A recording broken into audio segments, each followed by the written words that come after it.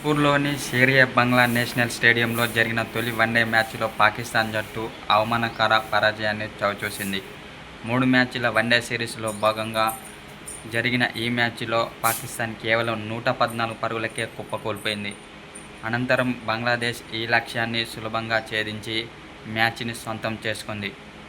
మాజీ కెప్టెన్ బాబర్ ఆజమ్ జట్టులో లేకపోవడం పాకిస్తాన్ బ్యాటింగ్పై తీవ్ర ప్రభావం చూపిందని పాకిస్తాన్ మాజీ క్రికెటర్లు అంటున్నారు.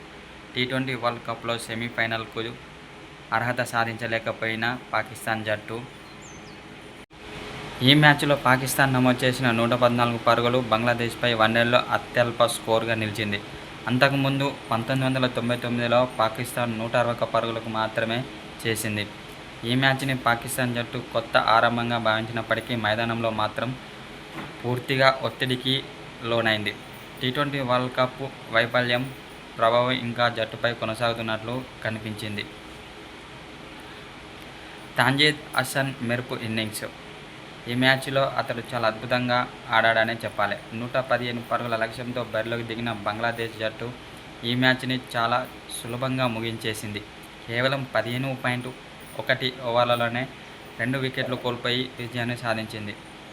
తాంజీద్ హసన్ అద్భుతమైన బ్యాటింగ్తో మ్యాచ్ని పూర్తిగా బంగ్లాదేశ్ వైపు మళ్లించాడు. అతను కేవలం 42 బంతుల్లో 67 పరుగులు చేసి జట్టును విజయ తీరాలకు చేర్చాడు. అయితే అతని ఇన్నింగ్స్లో 5 సిక్స్లు, 7 ఫోర్లు ఉన్నాయి. ఇక పాకిస్తాన్ కెప్టెన్ షాహీన్ అఫ్రిది బౌలింగ్లో పెద్దగా ప్రభావం చూపలేకపోయాడు. అతను వేసిన 5 ఓవర్లలో 35 పరుగులు సమర్పించుకున్నాడు.